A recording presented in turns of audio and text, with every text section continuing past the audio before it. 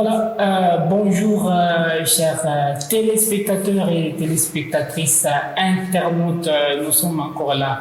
C'est toujours pour le compte de l'émission Top Gospel, une émission musicale, 100% musicale, une émission que vous connaissez très bien, une émission qui est là pour votre plaisir, une émission qui est là pour vos instructions et surtout pour vous les compositeurs de la ville montagne de Likasi et partout ailleurs.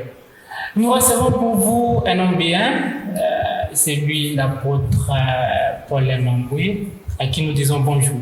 Bonjour, Papa Trésor. J'espère que vous allez bien. Oui, par la grâce du Seigneur.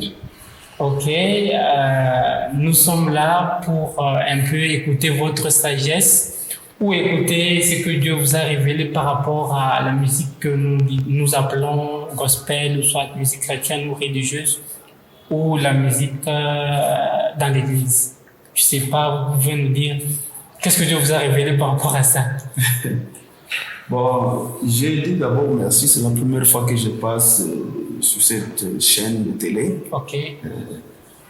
Je me sens très honoré. Ok. Et ce sera peut-être la première fois que beaucoup de téléspectateurs me verront. Ok. La musique chrétienne. Oui. Bon, ça, c'est un concept un peu complexe. Ok. D'abord, qu'est-ce qu'on appelle musique chrétienne? Depuis ma abord, nous devons comprendre que musique chrétienne, ces termes-là, ça ne se trouve pas dans la Bible. Ok. Ce qui fait que nous devons chercher sa définition auprès de ceux-là qui en parlent. Qu'est-ce qu'on appelle musique chrétienne aujourd'hui? Oui. C'est une musique où il y a quelqu'un qui cite le nom de Jésus. Ok. Qu'il soit païen, oui, qu'il soit chrétien, oui, s'il cite le nom de Jésus dans sa musique, oui, cela est appelé musique chrétienne. Ok. On peut trouver quelqu'un qui ne va même pas à l'église. Vous lui posez la question, quelle est ton église? Il dit, bon, jusque-là, je sens que j'ai voulu en solo. Je sens que j'ai évolué en solo. Et voilà ce qu'on appelle musique chrétienne. Okay. Ce concept n'est pas biblique, c'est pourquoi nous devons trouver la définition auprès de ceux-là qui l'utilisent. Okay. Musique chrétienne, c'est quoi pour l'instant? C'est une musique dans laquelle le compositeur ou l'interprète cite le nom de Jésus. Oui. Le nom de Jésus. Oui. Mais en tant que chrétien, si on doit parler de la musique, là, c'est autre chose. C'est autre chose. Dieu a commencé d'abord à inspirer cette histoire de la musique et la chorale au roi David. C'est-à-dire, avant ça, au milieu du peuple d'Israël, il y avait quand même des chanteurs. Nous nous souvenons, après la traversée de la mer Rouge, c'est une chorale qui s'est formée brusquement. Et c'est Anne qui jouait l'instrument. Le peuple célébrait la délivrance, qu'il vient d'avoir une délivrance miraculeuse, spectaculaire. Alors le peuple chante. Là, nous trouvons des gens qui chantent pour manifester leur reconnaissance par rapport à ce que Dieu venait de faire. Ce n'est pas que les chansons n'étaient pas là, les chansons étaient là, mais il fallait trouver une raison pour chanter. Ce qui fait que déjà, nous comprenons dès le début que pour chanter, il faut avoir une raison. Parce que c'est pas se lever comme ça, on commence à chanter, il faut avoir une raison. Et nous évoluons dans la suite des Saintes Écritures, c'est le roi David qui a cette inspiration-là. Déjà dès le bas âge, il sent qu'il devait jouer l'instrument. Et l'esprit le saisit, il commence à faire quelques compositions. Et quand il devient roi, il installe le sacerdoce. Il a installé ce système de la chorale dans le temple. Ça a commencé avec le roi David. Et les cantiques qui étaient chantés là-bas, c'était ses compositions. Et des fois, les compositions d'autres chefs de chorale comme Asaph. C'était un chef parmi les chefs des chorales là-bas. Okay. Et on chantait 24 heures sur 24. Okay. Donc, si nous devons parler de la musique au milieu du peuple de Dieu, nous devons nous inspirer de la Bible. Okay. Et on doit s'inspirer de l'Ancien Testament. Parce que dans le Nouveau Testament, Jésus-Christ a chanté officiellement, oui, selon les écrits, il a chanté seulement une seule fois, oui, le jour où il attendait son arrestation. Okay. C'est ce jour-là, la Bible dit, ils ont chanté quelques psaumes. Donc, si nous devons nous inspirer de la musique, nous devons prendre l'Ancien Testament. Là, il y a la chorale, là, il y a les compositions. Et c'est là que nous pouvons maintenant définir la musique au milieu du peuple de Dieu. Okay. Premièrement, c'est une offrande. Okay. Comme toute offrande doit être agréable à Dieu, il faut que la musique, il faut d'abord que les écrits, oui, soient conformes aux Saintes Écritures. Okay. Que les écrits transmettent le message, pour l'instant, le message évangélique. Donc, c'est l'évangile que nous sommes en train de chanter. Apôtre, une question par rapport à ce que nous sommes en train de vivre pour l'instant, oui, dans la musique que nous appelons la musique chrétienne. Oui. Il y a des gens qui composent les paroles telles qu'ils sont en train de pleurnicher dans les chansons. Il y en a d'autres qui sont en train de citer les honorables dans la dite musique. Bon, je ne sais pas votre observation par rapport à ça. Bon, je ne fais que commencer. Là, on va parler de celui qui chante. Okay. Là, je parle d'abord de la chanson elle-même, okay, les écrits. Oui. Ces écrits-là doivent être conformes aux Saintes Écritures, okay, parce qu'un chanteur, c'est un messager. Okay. Si vous lisez les psaumes, oui, vous comprendrez qu'il y a même des prophéties qui annoncent Christ. Oui. Mais les choristes chantaient à l'époque-là. Oui. À l'époque-là. Donc, ça doit être conforme aux Saintes Écritures. Oui. Si ce n'est pas conforme aux Saintes Écritures, comme toute offrande, pour être agréable devant Dieu, doit respecter les règles. Oui. Si vous écrivez quelque chose qui n'annonce rien, oui, alors là, déjà, vous pouvez mettre le nom de Dieu là à l'intérieur. Sachez que Dieu ne va pas l'agréer. Okay. Là, c'est d'abord la musique. Pour l'instant, comme nous sommes au temps évangélique, oui, il faut que la musique soit évangélique. Oui, il est arrivé à certains compositeurs de psaumes de composer quelque chose où il pleurait, où il priait. Oui, oui. Mais pour l'instant, la chanson par laquelle moi je pleure, je ne dois pas chanter ça à l'église. Je dois aller avec ma guitare à la montagne, okay, parce que c'est une prière.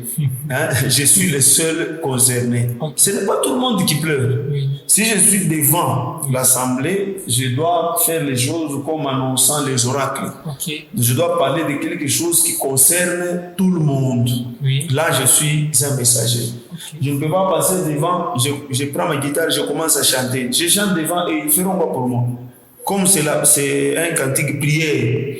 Alors j'attends quand j'irai à la montagne, avec ma guitare, je chante, je pleure et j'attends que Dieu m'exauce. Okay. Alors on doit parler de quelque chose qui concerne tout le monde, ça doit être un message évangélique. Okay. Ça c'est la chanson. Il y a maintenant celui qui chante. Dans la Bible, ce n'est pas n'importe qui pouvait chanter. Je ne dis pas que les Israélites ne devaient pas chanter. Chanter d'abord, c'est un talent, c'est un don naturel. Oui. Ça n'a rien à faire avec une telle tribu, un tel pays, ainsi de suite. Non, okay, ça c'est naturel. Oui. En Israël, il y avait beaucoup de gens qui savaient chanter, mais ce n'est pas tout le monde qui chante à l'église, okay, et au temple. Okay. Dieu avait déjà choisi une tribu, des gens qui doivent chanter. Oui. C'était les Lévites. Okay. C'était les Lévites. Et ce n'est pas tout le monde qui est appelé à chanter dans l'église. Il y a des gens à qui Dieu peut donner une telle responsabilité. Okay. Des responsabilités de chanter. Et quand ils le font, c'est un grand sacrifice qu'ils font devant Dieu. Okay. Ce n'est pas qu'ils sont appelés à chanter. Ils ont déjà le talent, okay, mais ces gens-là mettent ces talents à la disposition de l'église. Okay. Et en passant, je vous dis, chanter, ce n'est pas un don du Saint-Esprit. Les dons du Saint-Esprit, on les reçoit quand le Saint-Esprit descend. Or, le Saint-Esprit descend dans l'homme le jour où il croit au Seigneur. Donc, tu ne peux pas naître avec les dons du Saint-Esprit.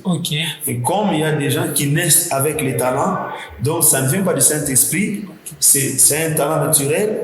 Et après un temps, ils peuvent mettre ça à la disposition du Seigneur. Quand on parle de Lévite, on parle quand même des hommes droits. Tu es un enfant de Dieu, tu as une bonne vie, tu es un disciple, et Dieu t'a choisi pour être un messager. Maintenant, ton message, tu le transmets par la musique. Tu le transmets par la musique. Autre chose, nous devons chanter dans l'église. C'est dans les temples où Dieu a besoin qu'on les loue là-bas. C'est dans les temples où les enfants de Dieu, nous pouvons facilement transmettre notre message par le chant. Donc c'est dans l'église. Si je dois chanter à l'extérieur, c'est dans le cadre évangélique, mais je dois quand même être membre d'une église. Je dois aller avec le mandat d'un pasteur qui me conduit. Je suis une âme pour laquelle un pasteur appelé de Dieu doit rendre des comptes un jour. Donc tout celui qui a ce talent-là, qui met ce talent à la disposition de l'église, doit être membre d'une église, quelqu'un qui est régulier à l'église. Maintenant, quel danger peut courir celui-là qui n'est pas membre d'une église, mais qui est musicien? Bon, il ira en enfer.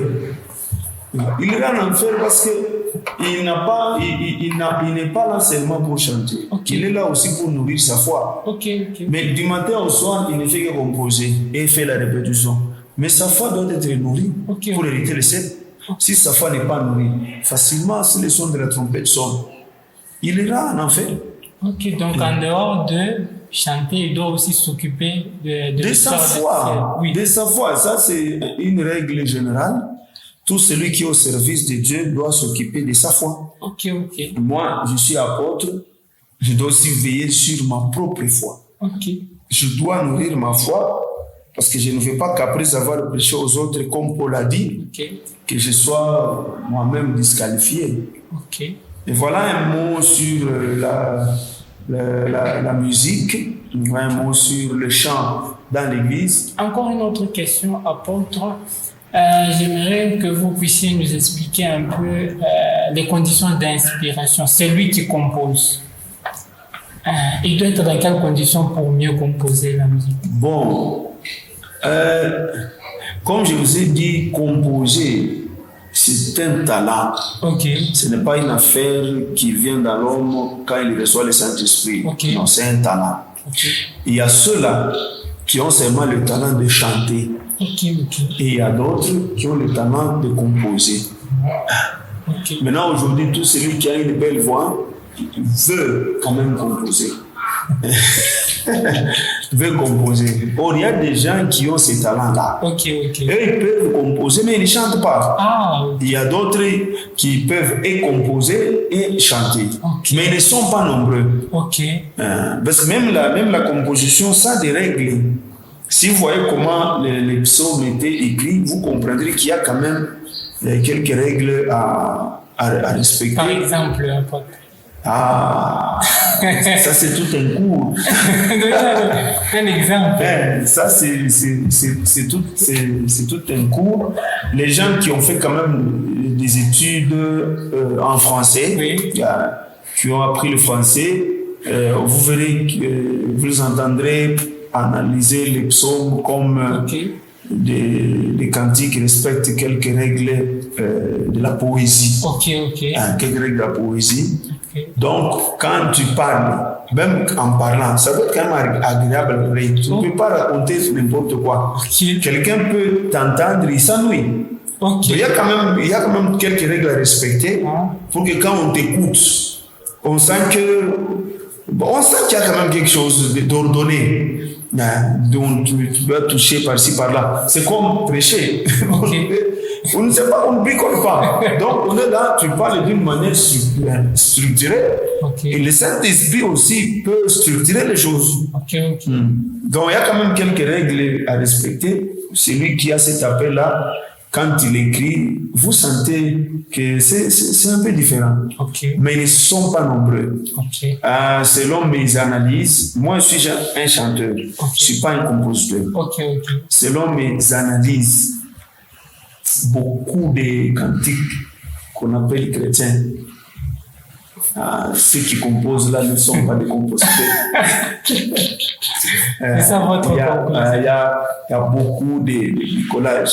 Il y a beaucoup de bricolage. Maintenant là, c'est la musique, les paroles importent peu. Quelqu'un peut dire juste 2, 3, 4 phrases, c'est bien. On sent même quand on lit, on sent qu'ici, celui-ci n'a pas vraiment ces dons-là de composer. Merci beaucoup. Apôtre, vous êtes quand même un musicien aussi. Oui. Nos téléspectateurs ne voudront pas que vous me laissiez comme ça, même en capella. Non. Moi, je ne chante pas comme ça. Moi, je chante pas pour que les téléspectateurs entendent. Moi, je chante dans le temple. Oui. Déjà là, la raison que les spectateurs entendent me bloque. C'est ça. Je chante pour le Seigneur. Ça va. Sinon, nous sommes très contents de vous recevoir dans cette émission. Et moi aussi, je me sens très honoré. Vous êtes une bénédiction pour nous dans cette émission. Gloire au Seigneur. Alors, votre dernier mot? D'abord, avant de chanter, nous devons d'abord être des enfants de Dieu. Si vous n'êtes pas encore enfant de Dieu, c'est-à-dire que vous avez une vie, vous-même, consciemment, vous dites que vous êtes moins sérieux, arrêtez d'abord de chanter. Arrêtez d'abord de chanter, croyez au Seigneur, arrangez votre vie. Parce que vous pouvez chanter pendant des années. Si votre vie n'est pas conforme aux Saintes Écritures, ce sont seulement les gens qui vous écoutent qui vont vous récompenser. Et Dieu ne va pas vous récompenser pour ça. Dieu récompense ses serviteurs, ceux-là qui transmettent le message. Donc il faut que tu sois correct pour être un bon instrument de la main de Dieu. Tout le temps que vous chantez, vous savez que vous n'étiez pas sérieux. Sachez que c'est un temps que vous avez perdu. Maintenant, convertissez-vous, croyez dans la bonne nouvelle et après vous allez chanter. Merci beaucoup, apôtre. C'était là notre interview avec l'apôtre Paul Mamboué. À la présentation de cette émission, c'est Trésor Chibangu. Et je vous dis, d'ici là, portez-vous bien. On se voit très prochainement.